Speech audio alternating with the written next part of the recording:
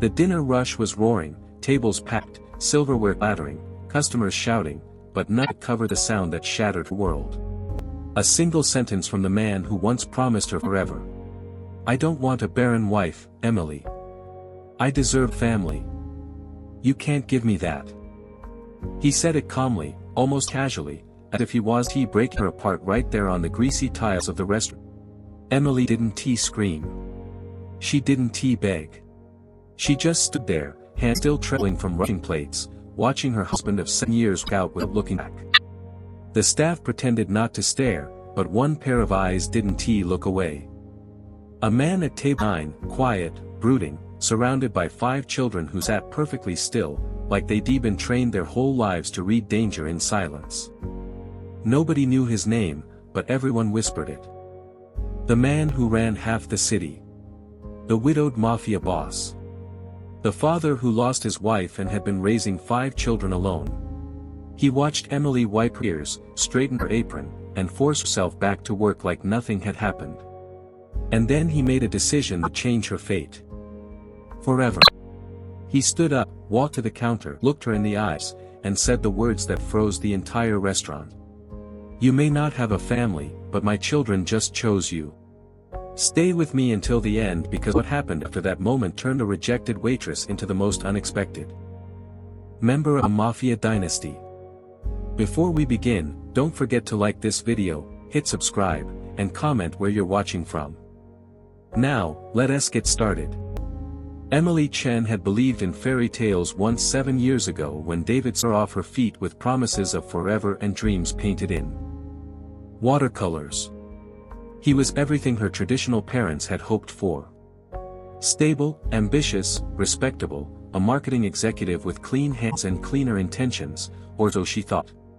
The fertility struggles began in year 3. Month after month of negative pregnancy tests. Doctor visits that felt like confessions, treatments that drained their savings and her spirit. David started working later, coming home quieter. His touch became mechanical, purposeful, transactional.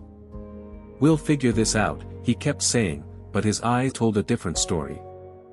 Emily threw herself into work at Romano's family restaurant, the kind of place where regulars knew your name and the coffee was strong enough to wake the dead. She could serve tables with a smile that never revealed the emptiness growing inside her chest. The physical emptiness, the emotional void that widened every time David looked at other couples with their children. What Emily didn't know was that Table 9 had been watching her story unfold for months. Vincent Torino wasn't supposed to care about waitresses.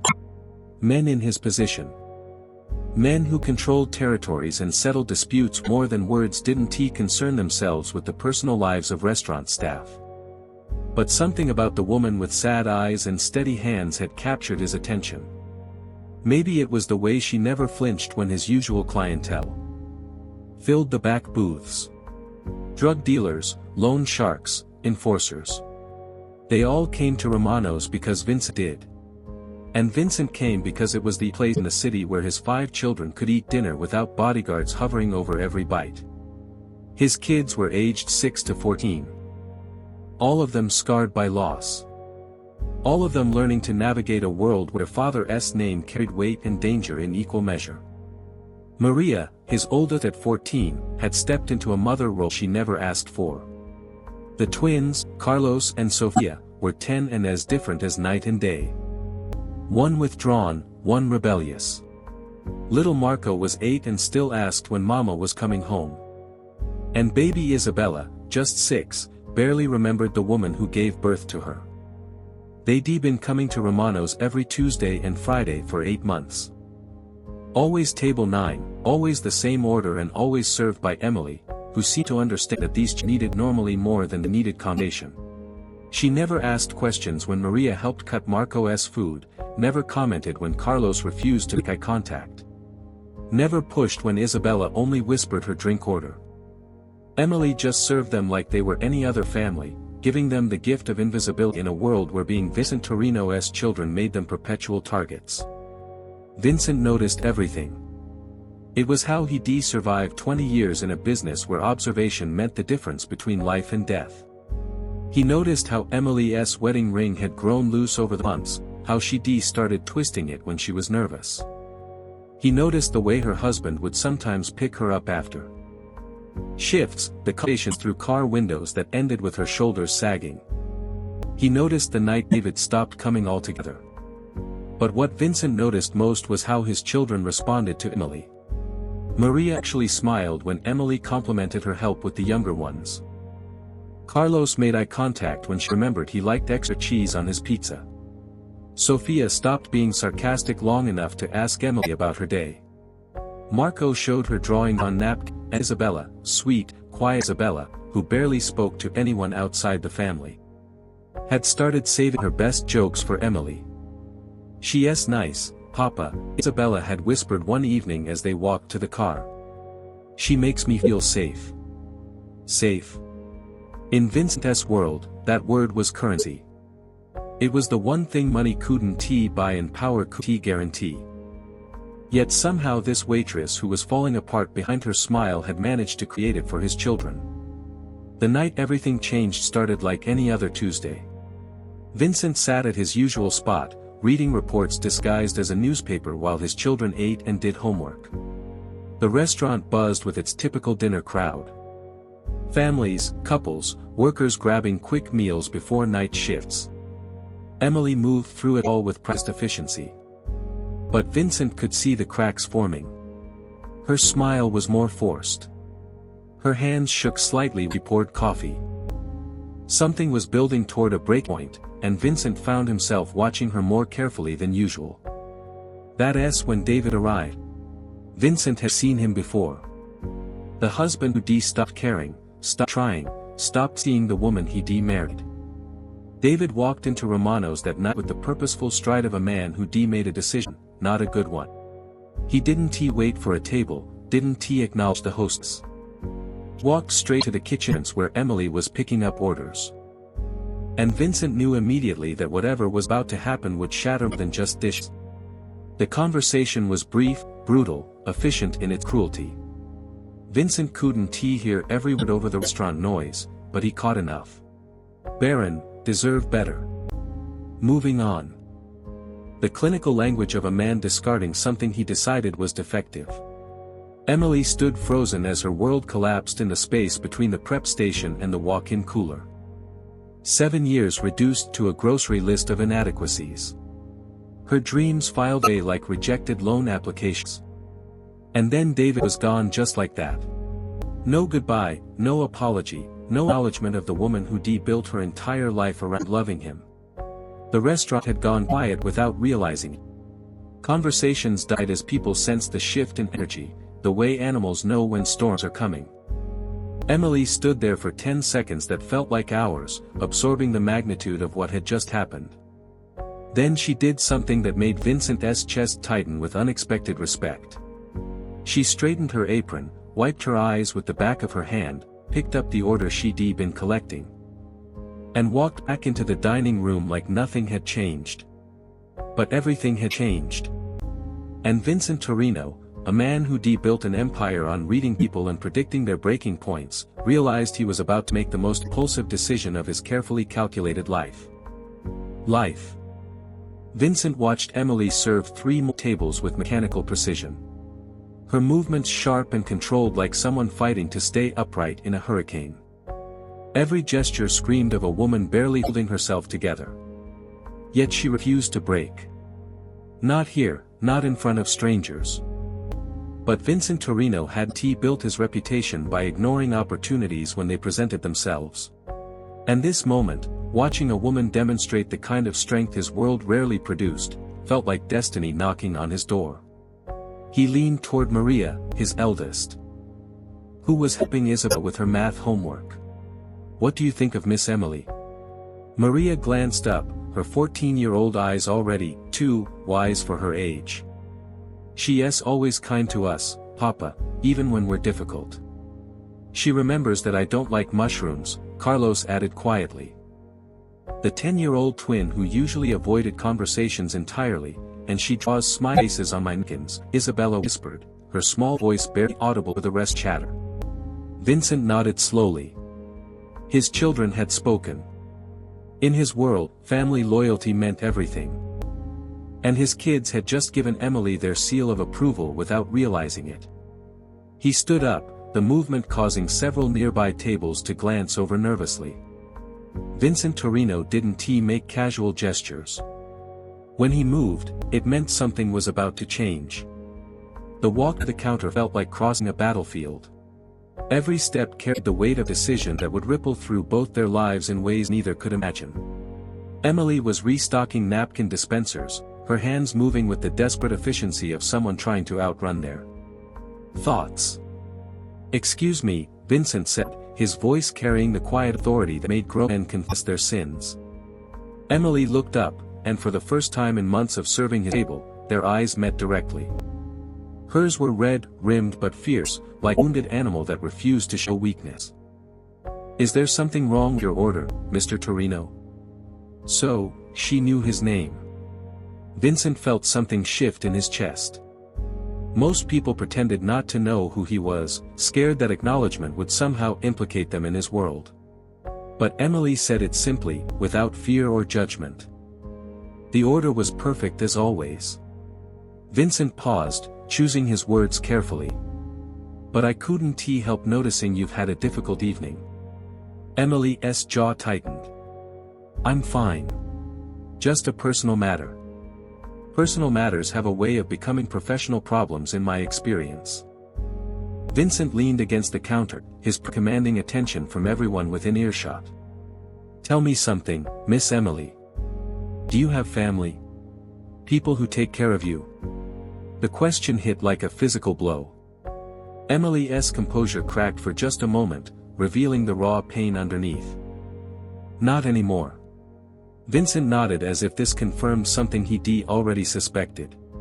"My children have been watching you for months. They've grown fond of you. In my world, that's not something that happens easily."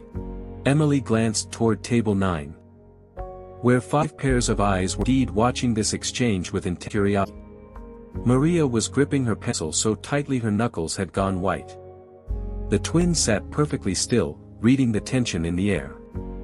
Marco and Isabella leaned forward like they were watching the most important movie of their lives. "They're good kids," Emily said softly. "You should be proud." "I am.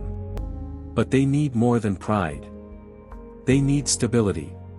They need someone who understands that family isn't always about blood." Vincent's voice dropped lower, more intimate. "And I need someone who can give them what I can't." Emily stared at him, confusion flickering across her features. "I don't understand what you're asking." "I'm not asking anything yet. I'm making an observation." Vincent straightened, his full height imposing even in the casual set of a family restaurant. "You've just lost everything that mattered to you. Your husband, your marriage, probably your home and your future as you imagined it. Am I wrong?" Emily's silence was answer enough. "My children lost their mother 2 years ago. Cancer. She fought for 18 months before it took her." Vincent's voice carried a pain that money and power couldn't touch. "Since then, I've watched them try to be adults when they should still be children. Maria makes breakfast and braids Isabella's hair. Carlos holds Marco when he has nightmares about his mama. They're surviving, but they're not living." "I'm sorry for your loss," Emily whispered. And Vincent could hear that she meant it. "They light up when you serve our table. Did you know that? Isabella talks about you at home. Carlos asks if we can come here on days when it's not our usual schedule. They've been waiting for someone like you without even knowing it." Emily shook her head slowly. "Mr. Torino, I don't know what you think I can offer them, but I'm nobody special. I'm just a waitress whose husband decided she wasn't worth keeping." "Your husband was an idiot." The words came out harder than Vincent intended, causing several nearby conversations to pause. He lowered his voice again, but his mistake doesn't define worth. "My children see something in you that he was too blind to appreciate." "What are you suggesting?" Vincent reached into his jacket. A movement that made the restaurant security camera operators probably reach for panic buttons, but he only pulled out a business card, placing it carefully on the counter between them. I'm suggesting that sometimes broken people can build something stronger together than they ever could separately. He met her eyes again. I'm suggesting that maybe what looks like an ending is actually a beginning. Emily stared at the card without touching it. Simple black text on cream paper. A name, a phone number, nothing more. I don't know anything about your world, she said finally. And I don't know anything about yours, but we both know about protecting the people we love. We both understand what it means to keep going when everything falls apart. Vincent glanced back at his children who were still watching with rapt attention. They chose you months ago. Tonight when they saw you hurting, they asked me if we could help you. Children see things adults miss. Emily looked toward table 9 where Isabella was now waving shyly. Maria offered a small encouraging smile. Even Carlos managed a brief nod of acknowledgement. I have nothing to offer them, Emily said, her voice breaking slightly. I couldn't even keep my own husband happy. You offer them something I can't buy or command. You make them feel normal, safe, like they're just regular kids having dinner with father instead of the children of Vincent. Torino. He paused, letting the weight of his name settle. In my world, that's more valuable than gold. Emily finally picked up the card, her fingers trembling as she read the simple information. If I called this number, what would happen? We'd talk. You'd meet my family properly. You'd see our home. Understand what I'm really offering, Vincent's voice softened. And you'd have time to decide if broken people like us can build something worth saving. The restaurant continued buzzing around them, but their conversation felt suspended in its own bubble of possibility. Emily looked again at the children, who had somehow chosen her without her realizing it. 5 young faces that had found something in her that her own husband had declared worthless. This is crazy, she whispered. Sometimes crazy is the only thing that makes sense. Vincent stepped back from the counter, giving her space to breathe. Keep the card. Think about it. But don't take too long to decide. In my experience, opportunities like this don't wait around forever. He turned go, then paused. Emily, your husband said you couldn't give him a family. He was wrong. You already have one. You've just been serving him dinner twice a week without knowing it. Vincent walked back to table 9, leaving Emily standing at the counter with his card clutched in her trembling fingers. The weight of his words hung in the air like smoke from an extinguished candle. Papa, is Miss Emily coming home with us? Isabella's voice carried across the restaurant with the innocent hope only children possess. Not tonight, Piccolola, Vincent replied, settling back into his chair. But maybe soon. Emily watched this exchange. Her heart hammering against her ribs. In the span of 20 minutes, her entire world had been dismantled and reconstructed. David's rejection had left her feeling worthless, discarded like yesterday's newspaper. But Vince Torino had just offered her something she'd never expected. Purpose, belonging, a chance to matter to someone again. The rest of her shift passed in a blur. She moved through the motions of serving tables, taking orders, refilling coffee cups, but her mind kept drifting to the business card in her apron pocket. Every few minutes, she'd glance toward table 9. Where the Torino family finished their meal with the same quiet efficiency they'd shown for months. When they finally stood to leave, each child made a point of saying goodbye. Maria offered a shy wave. The twins nodded respectfully. Marco grinned and gave her a thumbs up. And Isabella ran over to press a folded napkin into Eddie's hand. I drew this for you, the little girl whispered. It's us having a tea party. Emily unfolded the napkin to find a crayon drawing of 2 stick figures sitting at a small table surrounded by hearts and flowers. One figure had long dark hair like Emily's. The other had Isabella's distinctive pigtails. It's beautiful, sweetheart. Emily managed, her voice thick with emotion. Vincent appeared beside his daughter, placing a protective hand on Isabella's shoulder. Say goodnight, Bella. Miss Emily has work to finish. Good night, Miss Emily, Isabella said solemnly.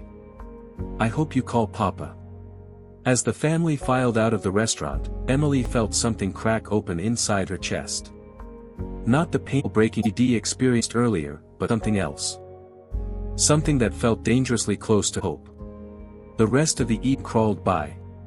Emily's co-workers shooting her curious glances, clearly having witnessed the interaction with Vincent Torino, but too intimidated to ask questions. In their world, you didn't gossip about men like Vincent. You minded your own business and hoped to stay invisible, but Emily couldn't stay invisible anymore. Not after what had happened. Not after being offered a lifeline she'd never imagined possible. By closing time, she made her decision. She drove to the address printed on Vincent's card.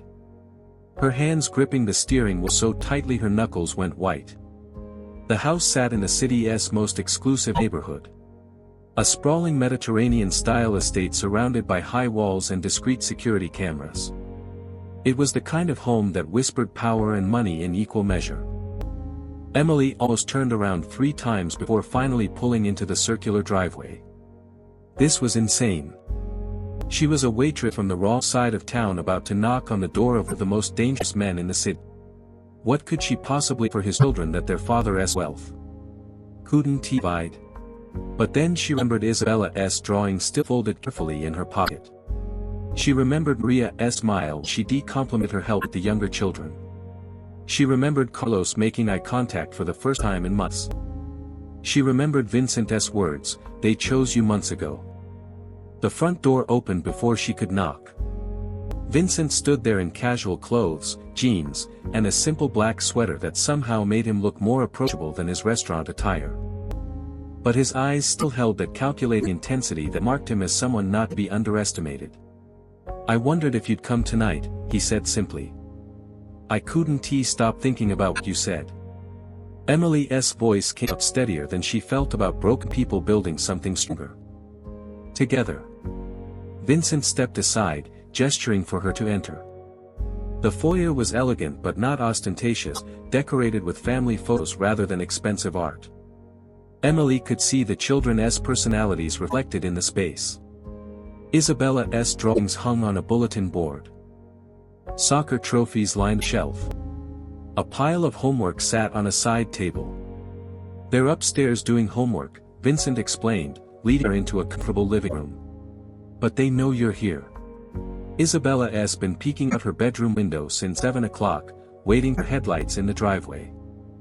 Emily sank into a leather armchair, suddenly overwhelmed by the magnitude of what she was considering. "I don't know anything about being a mother figure. I couldn't even keep my own husband interested. Your husband was a fool who couldn't see what was right in front of him." Vincent's voice carried a hardness that reminded Emily exactly who she was dealing with. "But my children aren't blind. They see strength, your kindness, your ability to make them feel whole in a world constantly reminds them they're different. What exactly are you asking of me?" Vincent sat across from her, his posture relaxed, but his attention focused entirely on her face. "I'm asking you to be part of our family. Not as hired help, not as a temporary solution, but as someone who belongs here, someone who cares about these kids. As much as I do. And in return, you get a home, security, a chance to be the mother you always wanted to be, just not in the way you expected." Vincent paused, his expression softening. "And you get 5 children who all love you, even if they don't fully understand what that means yet." Emily felt tears prick her eye after years of fertility treatments and disappointments. After being told she was worthless because she couldn't conceive, here was a man offering her the one thing she'd always wanted, a family. "There is something else," Vincent continued, his voice dropping lower. "This isn't just about the children. What I saw in you tonight, the way you held yourself together when everything fell apart, that's not something I encounter often in my world. You have a strength that can't be bought or commanded. And frankly, I need that as much as my children do." Emily met his gaze, seeing something vulnerable beneath the controlled exterior. Vincent Torino, the man who commanded respect through fear and power, was admitting he needed help.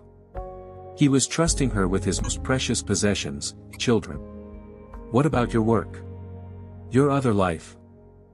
Emily asked carefully. That stays separate always. My children don't know the details of what I do, and they never will. What I'm offering you is a chance to be part of the safe space I've built for them. The normal life I try to give them despite everything else. Emily thought about her empty apartment, her failed marriage, her job serving tables to people who barely saw her as human.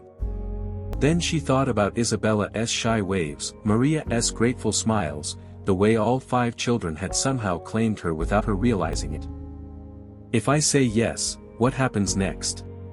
Vincent leaned forward, his intensity focusing like a laser. You move in this weekend. We tell the children you're going to be living here, helping take care of them. We figure out the rest as we go. Just like that. Emily, I've built an empire by recognizing opportunities and acting on them quickly. What I'm offering you is the chance to build something real, something lasting, something that matters more than money, power, or any of the other things people think they want. Emily closed her eyes, feeling the weight of the decision settling on her shoulders. When she opened them again, Vincent was still watching her with that patient intensity. Your children really chose me. From the first night you served our table. They started asking when we could come back to the nice lady's restaurant. Isabella practices conversations with you in the mirror. Maria defends you when other kids at school make jokes about waitresses. They've been preparing for you to be part of our lives without even knowing it. Emily felt some break open in her chest. But this time it wasn't pain. It was possibility. Hope. The chance to matter to someone again. Okay, she whispered. Yes. Vincent's smile was the first genuine expression she'd seen from him all evening. The children are going to be over the moon. Can I see them just for a minute? Vincent stood, extending his hand to help her up. They're probably all crowded around the top of the stairs listening anyway. Subtlety isn't exactly their strong suit. As they walked toward the staircase, Emily heard the sound of quickly retreating footsteps and muffled whispers. By the time they reached the second floor, all 5 children were standing in the hallway in their pajamas, trying to look casual and failing miserably. Miss Emily. Isabella broke ranks first, launching herself into Emily's arms with the fearless abandon of a 6-year-old who just gotten her dearest wish. Hey, sweetheart, Emily murmured, holding the little girl close. I hear you've been waiting for me. Are you going to live here now? Marco asked, his 8-year-old face bright with hope. Papa said you might be our new family, Sophia added. The rebellious twin suddenly looking younger than her 10 years. Emily looked at Vincent, who nodded encouragingly. Yes, she said, her voice growing stronger with each word. If you'll have me, I'd very much like to be part of your family. The hallway erupted in cheers and hugs and excited chatter. About room arrangements and breakfast preferences and 100 other details that suddenly mattered enormously. Emily found herself in the center of a world of acceptance and joy, feeling more wanted than she had in years. Over the chaos, she caught Vincent's eye. He was leaning against the wall, watching his children embrace their new reality, with something that looked suspiciously like relief on his face. Emily had woken up that morning as a rejected wife with no prospects and no hope. She was ending it as chosen mother of 5 children who needed her as much as she needed them. Sometimes the most unexpected endings turned out to be the most perfect beginnings. 3 weeks later, Emily stood in front of the bathroom mirror at 5 o'clock in the morning, practicing how to braid hair. Her fingers fumbled with the sections, dropping strands and starting over for the 10th time. Isabella soon, expecting the same perfect French braid her mother used to do. The house felt different in the pre-dawn quiet, less intimidating. More like the home Vincent had promised it could become. Emily had moved in the previous weekend with nothing but 2 suitcases and a heart full of terrified hope. Now her clothes hung in the walk-in closet of what used to be the guest room. Her books lined the shelves and her coffee mug sat in the kitchen cabinet next to 5 smaller ones decorated with cartoon characters. The transformation hadn't been seamless. Marco still called for his papa when he had nightmares, forgetting that Emily was there now.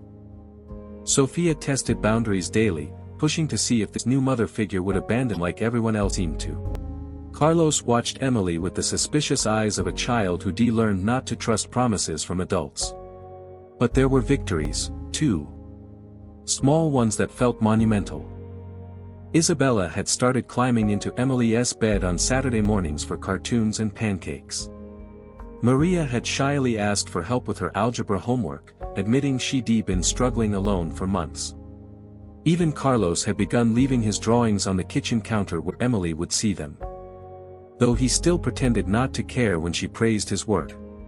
Vincent remained an enigma. Professional during the day, disappeared into his study for phone calls. Emily learned not to interrupt, but surprisingly present in evenings.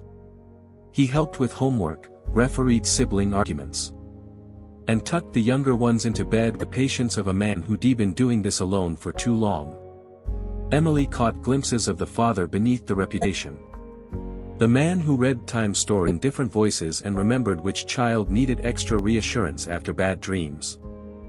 They danced around each other carefully, two adults learning to share space and responsibility without stepping on emotional landmines. Vincent never pushed for more than Emily was ready to give, and Emily tried not to analyze the way her pulse quickened when he smiled at something she'd done for the children. The morning routine had become their testing ground. 5 children, 5 different personalities. 5 sets of needs to navigate before 7:30 school departure. Emily had quickly learned that Marco needed his cereal in a specific bowl. That Sophia would only eat toast into triangles. That Carlos required absolute silence during breakfast or he'd shut down completely. She was getting better at it. The chaos felt less overwhelming now, more like a complex dance she was fully learning the steps to, but this morning felt different, heavier. Vincent had been on edge the night before, taking 3 separate phone calls that sent him pacing into his study with increasingly sharp voices. Emily finished her braid practice and headed downstairs to start breakfast. The kitchen was already occupied. Vincent sat at the island with a cup of black coffee and a newspaper, but his attention was clearly elsewhere. Dark circles shadowed his eyes, and his usually immaculate appearance showed signs of a sleepless night. "Good morning," Emily said softly, not wanting to startle him from whatever thoughts were consuming him. Emily's story proves that sometimes our greatest rejections become our most unexpected blessings. A woman told she was worthless found her worth in 5 children who chose her heart over biology. Vincent found the missing piece his family desperately needed. And together they built something stronger than either could have imagined alone. Because real family isn't about the children you carry. It's about the love you choose to.